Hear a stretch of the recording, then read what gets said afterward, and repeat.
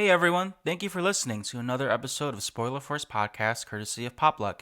You can find more episodes of Spoiler Force Podcast on Apple Podcast, SoundCloud, YouTube, or on Facebook at facebook.com/popluckpodcast.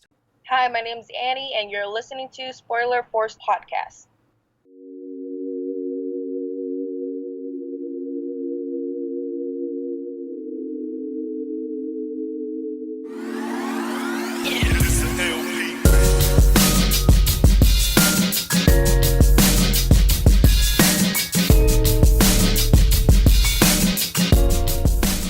Alright, so this is episode 41 of Spoiler Force Podcast. My name is Ricky, and thank you for tuning in.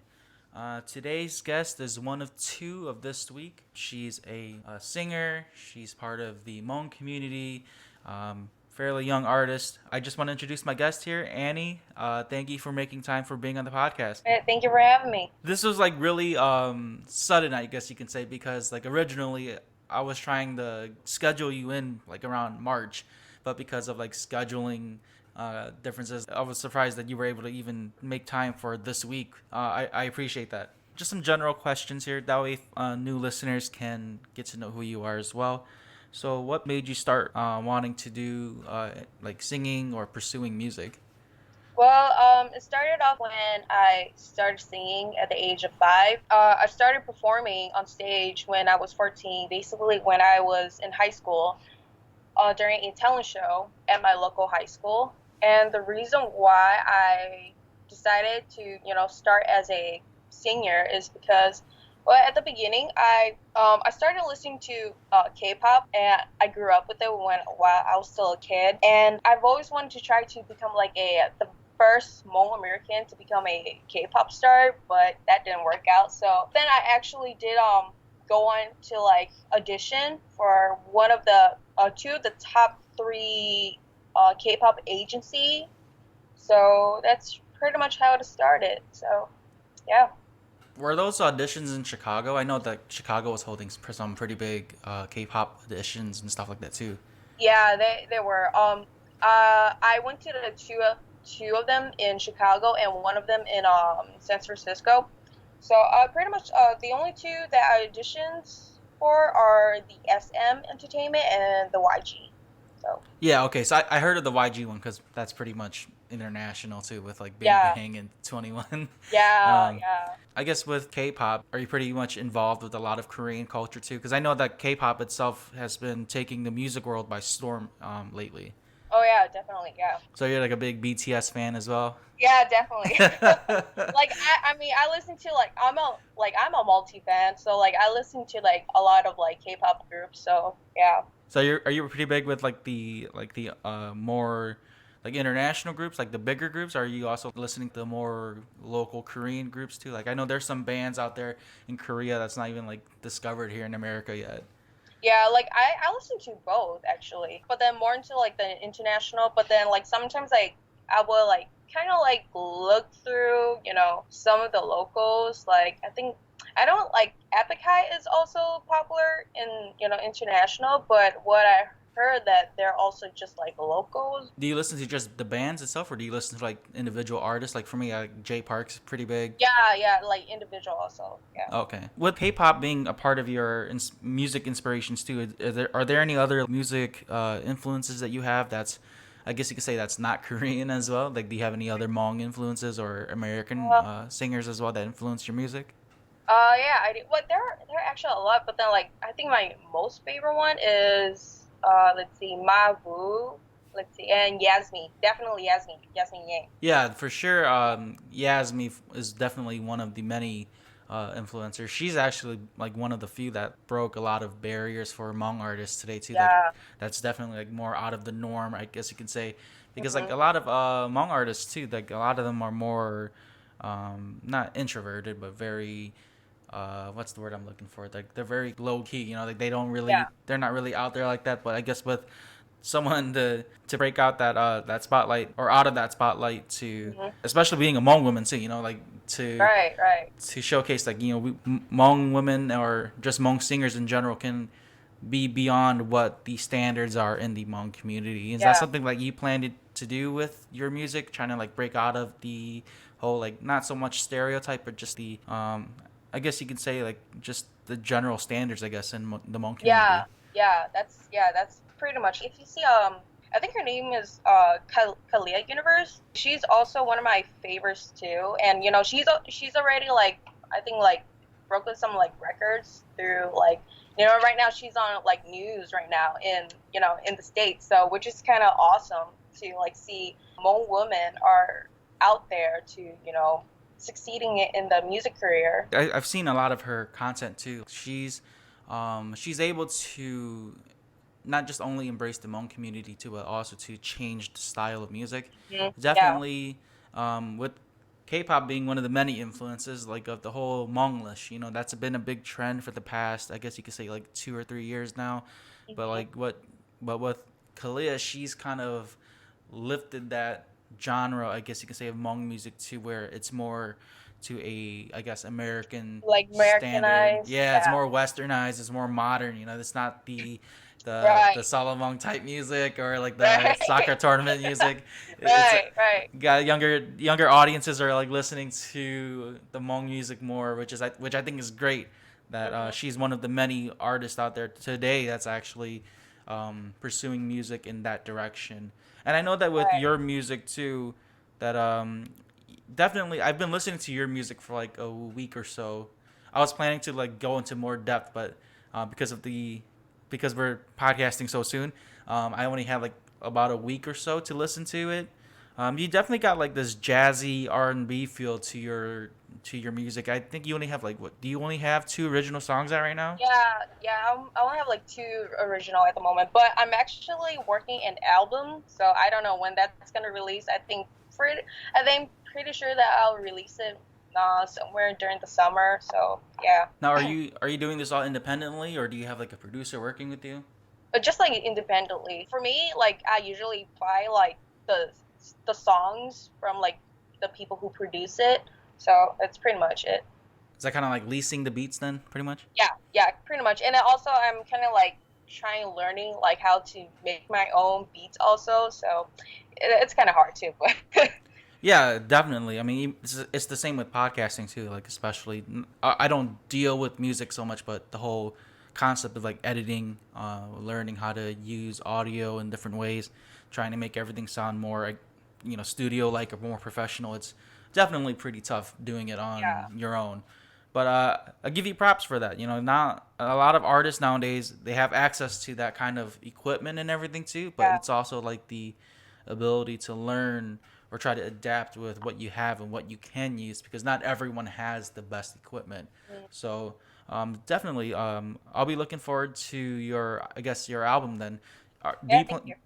do you plan to start off with just a first album, or do you want to drop like a mixtape or EP first, just to like tease the audiences? Well, yeah, yeah, that's pretty much what I'm planning to do. Like, I don't know, like, I kind of like want to, like, of course, like, before I'm gonna release the album, the full album, I would, like, release just, like, a tease of, like, one of the main track that I wanted to release first. So, and then, yeah, that's pretty much it. Are you planning to come out with more music for this year, or are you just kind of saving it up until like, I guess, Um, 2021? I'm actually saving it, but then well, right now I'm just like kind of like doing some singles that I wanted to release first before releasing the full album, and also just like dropping out some like covers too. So Yeah, you recently dropped your "Bad Guy" cover, right, from by yeah, Billie Eilish. Yeah, I saw yeah, that. That was not even too long ago, like about a week or so ago that you dropped it. about a week ago. Yeah, Billie Eilish is definitely one of the trending artists for sure. I'd never Right. realized like how young she was though. She looked a lot older than she was when I first discovered her music. Speaking about music as well, you've also were featured with artists like Yungstrive and Kevin Yang. Can you talk about how that process went too? Because Oh yeah, you were definitely. featured on their song. And the song on Dokunyo, yeah, Yes, yeah, I yeah, was that song. Nakunya, yes. I was like looking for it through my notes. Like I had it typed out somewhere. But Right. yes, you were featured on that song about a month and a half ago, back in Mhm. December before the new year. Can you talk about the process of how that worked out for you? Yeah, well, actually, like we started recording way back around, yeah, around May. So, since like we were trying to, Yungstrive was trying to find like another artist to fill in the other verse for the rapping. So it took him like a long time, and finally he got Kevin to fill in the blank. So that's pretty much how it happened. This is when I just started. Like I'm still new to the Hmong community, like the Hmong music industry. And then since Young Strive, he kind of messaged me through Facebook saying like, hey, I'm looking for like a girl to do the chorus. And could you do that for me? So I was like, yeah, sure. So he just gave me like a demo if the song fits my voice. So um it did. That's pretty much how it started. So and after that, then we just started like processing, doing the recording, and pretty much, and yeah, So that was pretty simple then. It wasn't so much like any complications recording or anything like that. yeah. Since like me and Young Stripe, we live in the same city, so whenever he wants me to go kind of record, I would just like go to his place studio to record if there's like anything that mistakes that need to be fixed. So yeah. And you're from Milwaukee, correct? No, Sheboygan. I'm from Sheboygan. Oh, Sheboygan. okay. Yeah. So okay, so but still, like that's like the Wisconsin area. Lots of Hmong Yeah. people there. Yeah. There are. Is that how he kind of like just discovered you then? Was it through like a New Year, or was it just through your YouTube channel? So that's how like some people got to know me, and it started like back in I think it was, yeah, 2014 when I went to compete the Milwaukee Hmong New Year singing competition, and I won first place. And then after that, more people knew me through um from some friends that well, me and my friends, we kind of like released some songs which is called Cold. So but then and then now that I'm since then now I'm just doing my own solo. So everybody kind of knows me from Code, my solo activities, and also like doing the singing competition for the Hmong New Year. Yeah, that's pretty much. Was it like a K-pop inspired band then? Is that kind of like what you guys were doing, or was it an actual like Hmong band, or Yeah, it's just actual Hmong band. was it like an all female band, like a group? No, it's actually just like a co-ed. So like there's girls and boys. Well, I'm basically the only girl. Was it like a rock band or like a singing band? Just a singing band. Now with the Milwaukee New Year, was that the only Hmong New Year you went to go compete in? Have you tried competing anywhere else? I only compete like just only like areas in Wisconsin. So I did compete in my in Sheboygan, in my local home, and let's see, Milwaukee and Green Bay. Yeah, those are the only three cities that I went to compete. So, and then after that, then I decided to kind of like quit competing, and then decided to start auditioning for like SM, YG, and then moved to like American Got Talent and American Idol. So pretty Talk much. talk about that. Talk about your experiences with the auditions, because I don't know if you've listened to my previous episodes, but I had former contestant William Hung on the podcast, and he was Mm-hmm. talking about his experience with the American Idol audition process. So for you, I know that there was like two or three prior rounds before even getting to the celebrity judges. Where how far did you get with both America's Got Talent and American Idol? For the American Idol, kind of went process like doing the audition on on the website. So I didn't get any like callback yet. So and then for the American Idol, I mean no, American's Got Talent. Well, pretty much it's kind of like we have to like wait in the waiting room. So like while we're in the waiting room, we have like this kind of like sticker, this kind of label that we have to like put it like on our like chest to see so the judge can see like what number our who we are. So then in the waiting room, they would call like the line like our numbers to go line up to get into the the room that we're gonna be auditioning in there. So and then after that, then after when we're auditioning, they would just kind of let us like doing our own thing, like individual, and then after that, then they would give us a call like in like a month or two. So yeah, that's how like the process is. But pretty much, was it just more like open auditions then? You could just sign up and then you got to go there, or was Yeah, it? that's pretty much it. Yeah. Okay. I never knew that's how it went for America's Got Talent. I know people wanted to do like I know some friends who wanted to do like X Factor, The Hmm. Voice and stuff like that. But usually with those, you have to have like some sort of credentials already, and then they kind of just shoot an email out to you. But let's backtrack a little bit here. I know that you said you've worked with Yungstrive before, but were there any other Hmong artists in the community that you'd like to work with or collaborate with later this year or in the future? There are a lot. I actually, definitely, maybe, there's like a lot of like most celebrities that I wanted to collaborate, but then, let's see, I think one of my first lists, definitely Yasmi, definitely Yasmi, because this past summer, I was helping out with the Hmong Women's Society that I was part in. We were hosting a fashion show and a concert in Sheboygan. So, and then I was able to have the chance to sing a duet with her. So, and then she made a promise saying that like she wanted me to be part in like her new song. So, I'm still waiting for that. And also other celebrities. Yeah, definitely David Yang. Yeah, David Yang. And um, Bobby from the Rhyme Records, I think that's their label called, and yeah, that's pretty much that I have in mind right now. Was it nerve wracking singing that duet with Yasmi? Yeah, it was. So it was. I was like, well, while we were performing, I was like, trying to hold back my tears because I was so excited. Like, oh my god, I cannot believe that I'm sitting here with Yasmin right now. So Right, the fandom was starting to kick out a little yeah, bit. right, right. Like, since like yeah, I've been a fan of like Yasmin when I was 15 or 16. That's when like she started her music career. So yeah, I've been following her back then. So Do you like her new, I guess you could say, her new take of her music too? I know she's been working a lot with DC too. So like, mhm. do you like her? I guess her change in style of music as well. I actually I.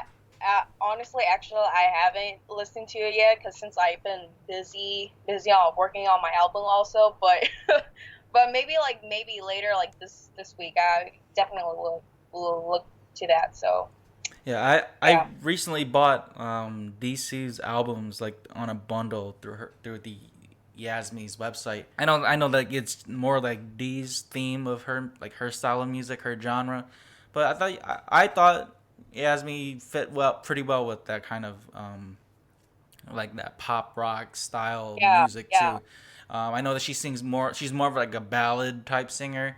Hmm. Definitely more like for the older folks for sure. Right. I think it'd be great to hear her try to sing in a different genre though. That way she can kind of just expand her tool set as a singer. Right. Right. Now, for you, I know that we kind of touched up on this already, but you kind of sing more like ballad type songs. Are you trying to transition that too? Like try to do more like upbeat songs or? Yeah, I've been kind of working on that too. But then like sometimes I do get like difficulties like sometimes like my voice does not match at all, but then sometimes like well, I guess it depends like the beat or the songs that I listen to. Now, do you do like more English songs, or are you trying to do Hmong songs too? I'm more to English song because for the Hmong song it's kind of hard for me. Do like writing the Hmong song. It's kind of hard for me, but English lyrics it's more easier for me. The way like how I write like for me whenever I write a song, it's basically kind of like a story, so it's kind of like easier. My goal is trying to hit like people who are out of the community, out of the Hmong community too. So you're going for like a more, I guess, more mainstream type sound Yeah, then? Okay. yeah, more mainstream. Do you know how to write in Hmong or like do any of that? Like for, I guess, when it comes to Hmong songs at all? Yeah, I mean, yeah, I do, but then sometimes it's hard. It's kind of hard too. So like, Right. because Yeah. like whenever like I write, it was like, wait, does this make sense? Does this make sense? Or and then I will have to like give it to like my sister or anyone who who knows how to read like Hmong real well. Yeah, Hmong grammar is definitely pretty difficult. Like Yeah, I can somewhat read Hmong, but then when it comes to like writing or when it comes to just trying to like speak it myself, like I do struggle a little bit with that too. Which is why like I do have like some upcoming like Hmong guests too for the podcast, so I gotta like really try to brush up on my Hmong a little bit just to sound hmm at least a little bit more pleasing for other Hmong audiences that are listening. But I think what you're doing right. is great so far, for especially being a young artist too. You know, like it's great to still kind of be in your roots for the Hmong community, but also kind of adapt to what's kind of mainstream now. And you know, we used the examples already before with the other Hmong artists, but I guess my question is for you then. What kind of sets you apart from the other Hmong artists that are out there? What are you trying to bring to the table that's different? For me, as you know, as a young artist, well, like the reason why, like I said before, like my goal is just to like get into the mainstream. Even though but see, in the Hmong community, if when you listen to like some songs, like a lot of like artists, they made like a lot of like slow and ballet music. When you also listen to like some other like Hmong artists doing some like hip hop also, and a lot of the Hmong community, especially like the OGs, they don't have the taste for it. So like for me, like even my songs, even though some people may like it or not, my main goal is just to get to mainstreams. Out of the people, they could like listen to my songs, and then they also can like know more the music in the Hmong community industry. Do you know what I mean? So you want to reach out to both older people Yeah, and for younger audiences too, then pretty yeah, much. So that's yeah, kind of like what you want to do to make you pretty much stand out with your music. yeah, pretty much, yeah. Okay, yeah, that's understandable. I know, like, I know that there's a lot of artists out there that's also like, I know that they're only hitting like a certain demographic of the Hmong audience too. Like for example, this is my take on Clay Universe's music. Like I know that a lot of her tracks are definitely more geared for like the younger youth and for like the hmm millennials for sure. I mean, there's some older people that enjoy her music too. The way how her sound is, it's definitely not for like the older folks who likes the the traditional Thai sounding, Lao sounding music. You know, Right, she's right, right. definitely modernizing her style of music for the next generation of kids to listen to. So Right.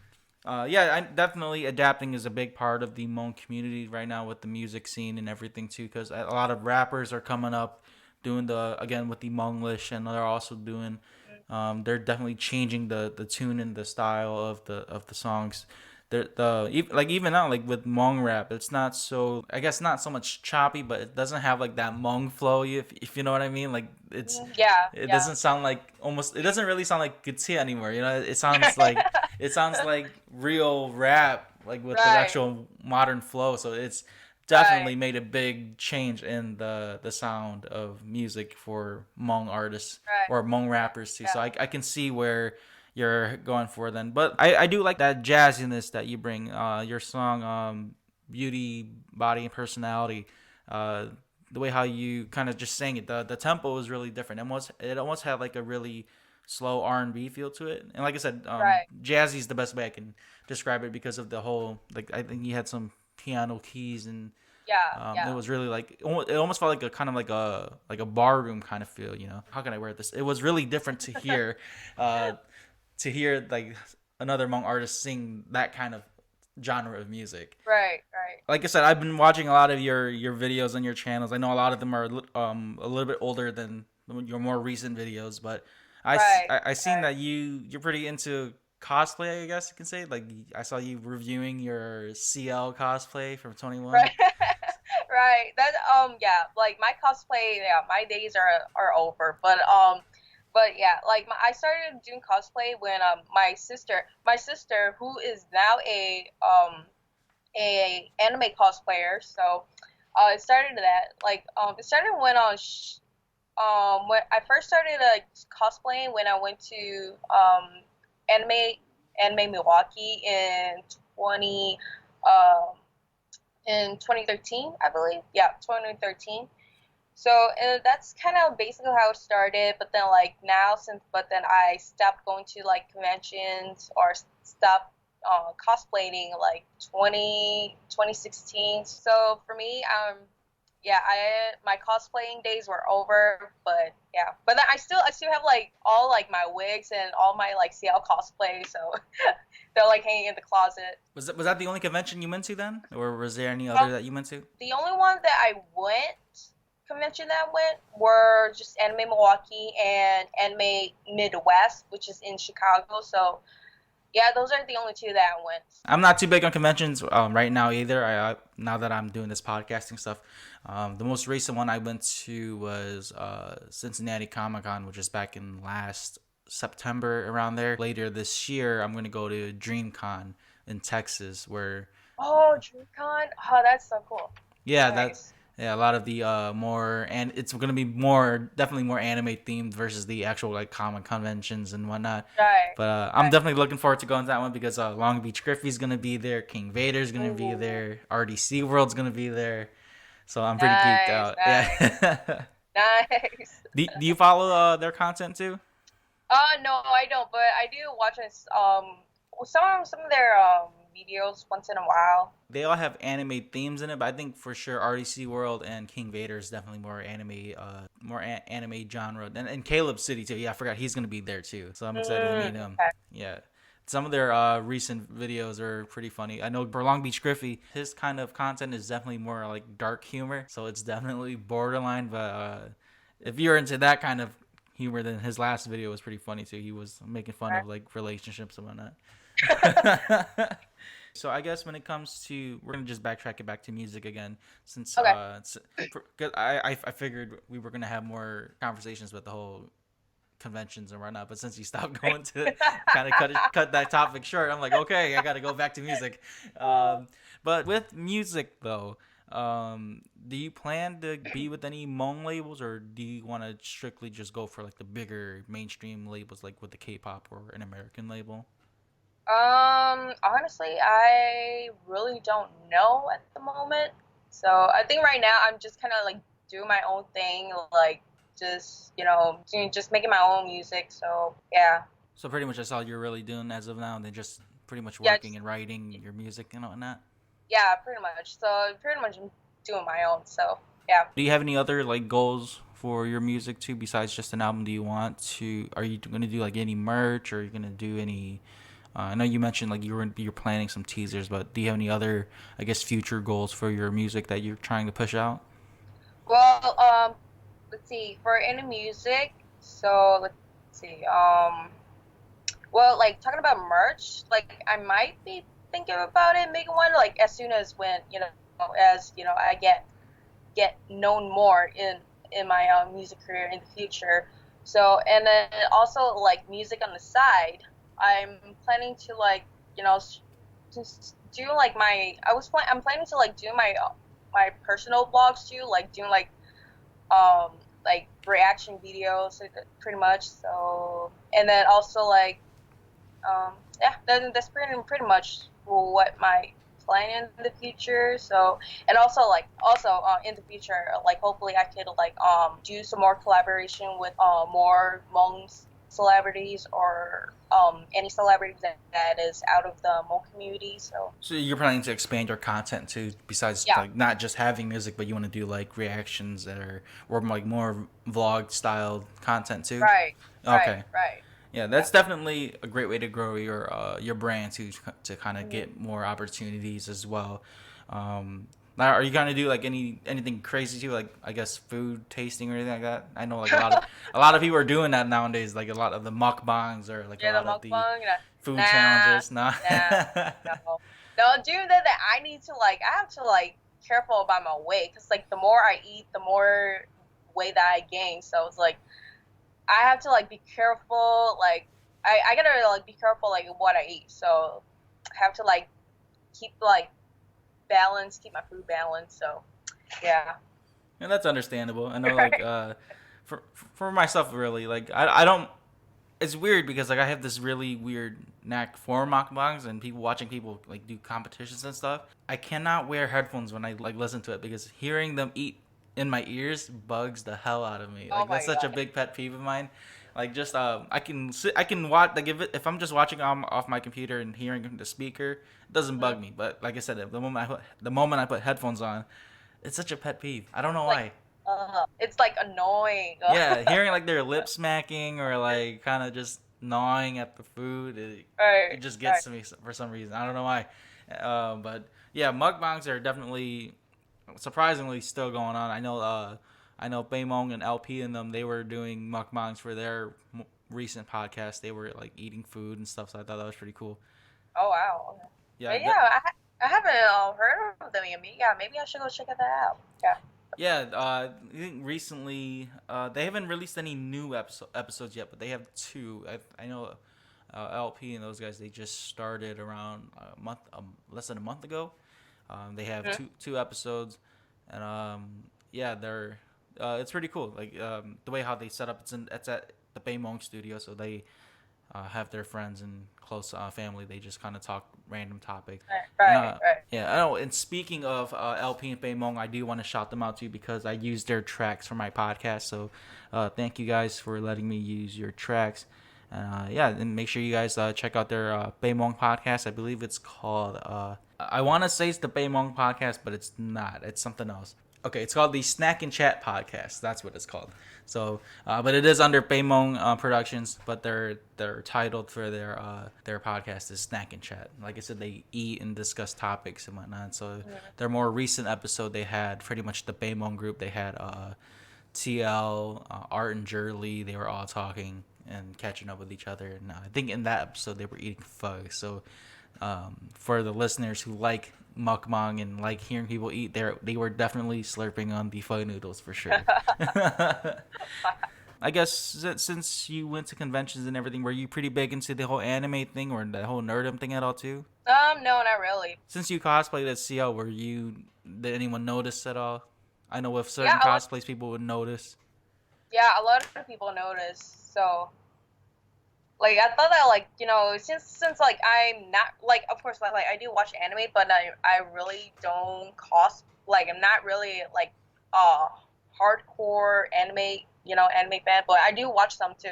But then like whenever like I cosplay as like for me, I'm more into like cosplaying, K-pop cosplay. I would just like wear my CL, just walk around, and then a lot of people like I did not expect that like, a lot of people would notice that I was cosplaying as CL. It's pretty shocking, but it's kind of like relieved also because like whenever if you're not like cosplaying anything that's anime, a lot of people would you get like the eye, people would look give you like the awkward look. Right, they're trying to guess what you are, and if it's not like Right, that theme, then it's kind of weird. Like, why are you at the convention then? right, right. I'm assuming CL is your favorite member of that group of 21. Yes, definitely. Yeah. Okay, because for me, I believe, was it Mimsy? Is that her name? The more of the Yeah, dancer one? Yeah, Mimsy was yeah, definitely my, what's the word here? My bias for that band. yeah. Yeah, I grew up with them specifically. Like once they ended their careers, like 21 and Big Bang, I was pretty much done with K-pop for a while. And then Right. like I'm not too heavy into K-pop. I do listen to some other bands like Day Six. I listen to a few of their songs. My cousin's really big into them. Ooh, Um, nice. yeah, some BTS. My little nieces love them, so I always hear some of their more major songs. And then Blackpink. I have another cousin that's really big into Blackpink and Lisa. So um, Oh, okay, yeah, nice. so All I right. know a few of their songs. Yeah, like it's K-pop itself. Like the style and what they bring is definitely influential to Asian culture itself. Mm, I think at the time when before it blew up, a lot of Hmong people were definitely more like hidden about it. They didn't want to say like they rock that kind of music because right, everyone got right, made fun for it. I think a lot of Hmong people still do. Like, why do you want to be Korean so bad? Like you get made right, fun of like right, trying to dress like them, look like them. But now there's a lot of Hmong people out there looking like BTS, and you can't tell that if they're right, Hmong or not. So I think that's so funny. The tides have changed. It's. right, definitely. Do you remember the time like where all the Hmong guys had the Taeyang mohawk?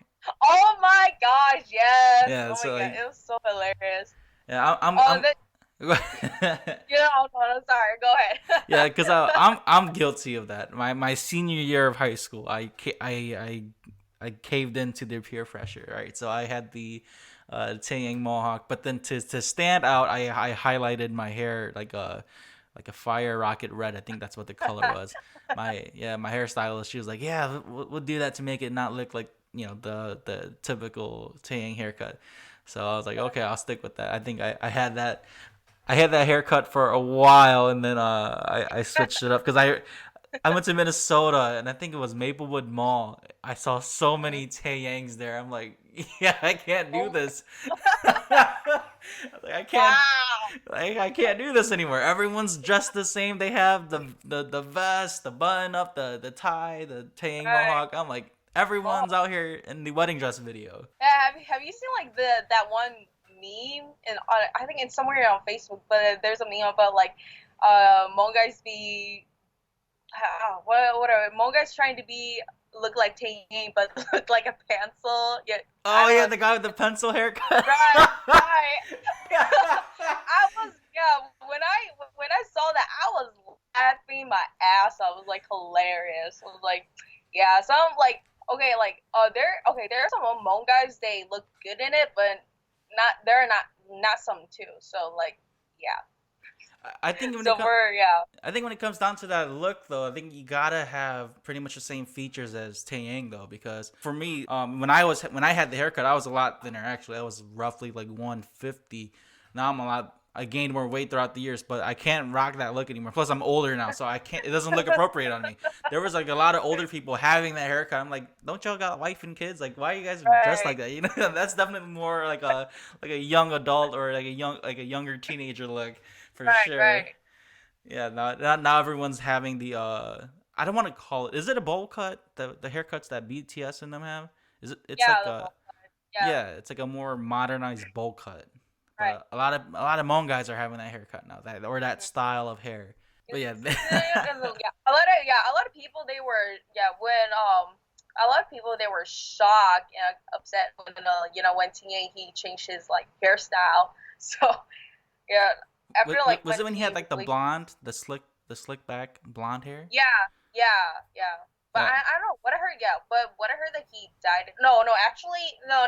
Since like he's in the military now, so right now like he shaved that his hair off. So Oh, okay. yeah, Was it there one video? Let's not fall in love with Big Bang. He had like the blonde hair or Loser. I like this hair in Loser. That video. right, Yeah, I yeah. like this hair in that one. But yeah, he definitely is a standout artist for sure. I thought he was definitely one of the better ones. But I don't know. I never got the hype though with G Dragon though. I know everyone loves G Dragon, right? Was he your bias or was it someone else? No, actually, my bias was top. Yeah, Oh yeah, he's pretty good. But yeah, yeah, didn't he come back from the military like a few years ago too? Or yeah. He did. So, you know, but yeah, right now I don't know what he's doing because right now, like what I heard, that he's just probably just doing like some um doing arts. I don't know, like wait, I don't know, like what I heard that they're gonna have another they're gonna be coming back as a group and they're gonna be performing in Coachella. yes, yes. Yeah, and I was like, oh my god, I have to go there. Like, I have to meet them, like, see them performing. Because, I've always wanted to go to, like, they have like a tour, long time ago before, like, they all went to the military. So, this is kind of like, I need to get the chance to see them in person, see them performing on live. So, Yeah, yeah, their tours back then though, it was still when like K-pop wasn't even that big yet, and yeah, yet they were still selling a lot of tickets. But right.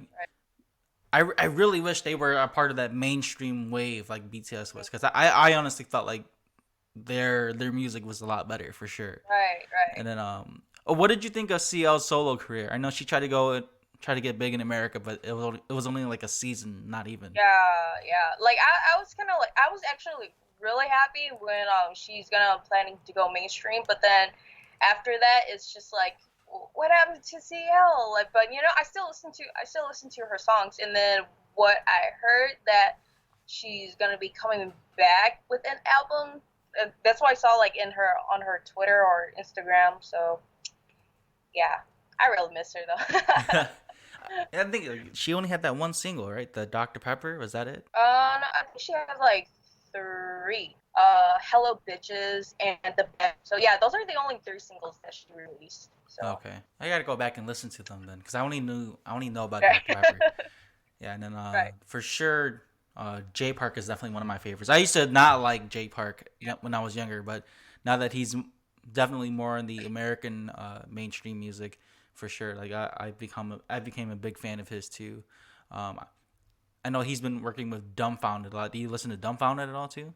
Oh no, but I've seen him like in the JK, you know, the JK films. Like I see him in there a lot. Like more into like the what is the channel? Yeah, JK News. So I know him from there. So but I haven't like listened to any of the songs yet. So yeah. Yeah, his more well-known songs with Two Chains, the Soju. So that was Mm, a pretty catchy one. I thought that was pretty cool that they try to put yeah. Soju in the map. I know like everyone's like buying that too because it's good, but then it's cheap. So like everyone's Right. honestly, I would rather have Soju than go out to the store and buy like a bottle of Henny. Right. Like Henny's disgusting. But Oh. yeah, that I hope I really wished he went like more mainstream. I know he was a Jay-Z for a bit. And I haven't followed him since. I know that I just hear of him because of Dumbfounded. I listen to Dumbfounded's podcast a lot too. Mm, So I see. he's been on a few episodes with Dumbfounded. Yeah. No, Uh actually talking about Dumbfounder, I actually listened to like one of the songs that he collaborated with too. I think it's called what's it called? Like rock paper scissors, aka like Calpalbo, oh which yes. is a yeah yeah. Oh my god! Like have do you know yeah well yeah yeah he was collaborating with like what some of like the current like She was like Korean American yeah yeah, like a singer, right? Like she yeah I don't know if her name's Jenny. I keep thinking Jenny, but it's probably the not. Jessie Jessie, yeah. yeah. Oh my gosh, she is queen. Oh my god. Right.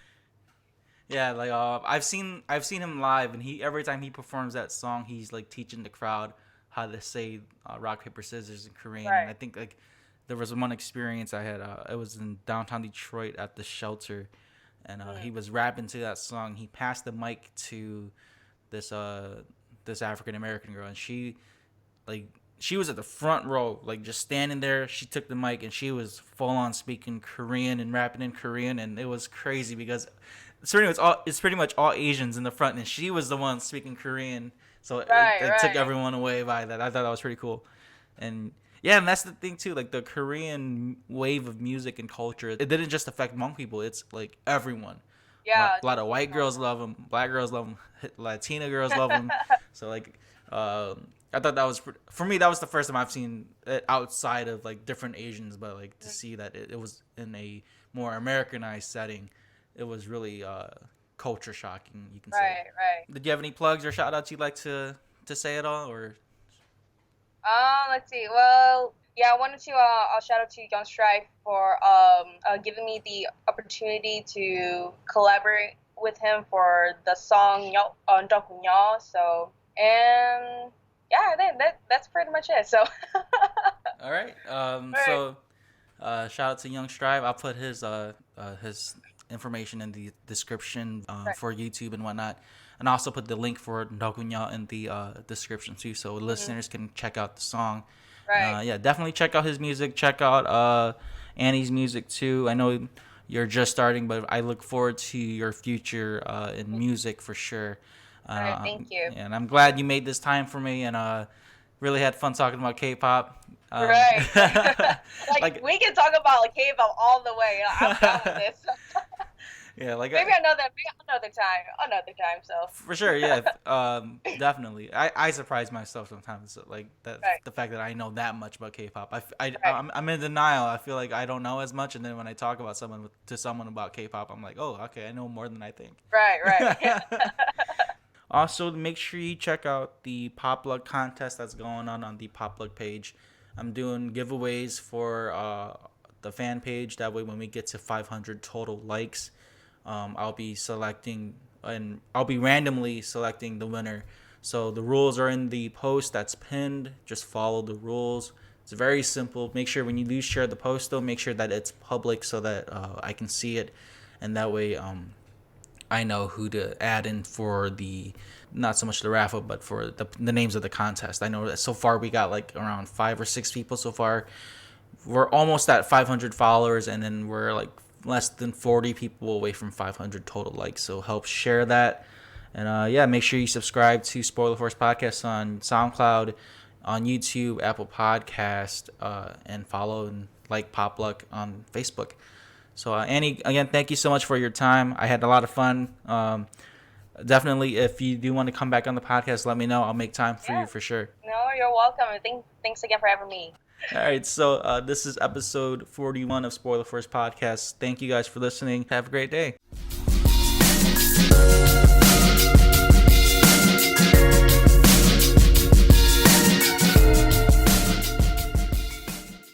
If you enjoyed this episode, make sure to subscribe, follow, like, share, comment, and rate Spoiler Force Podcast. For comments, questions, concerns, and criticism, you can email Spoiler Force Podcast at popluckpodcast, popluckpodcast@gmail.com, or contact me personally on Instagram.com/RickyVang92, RickyVang92.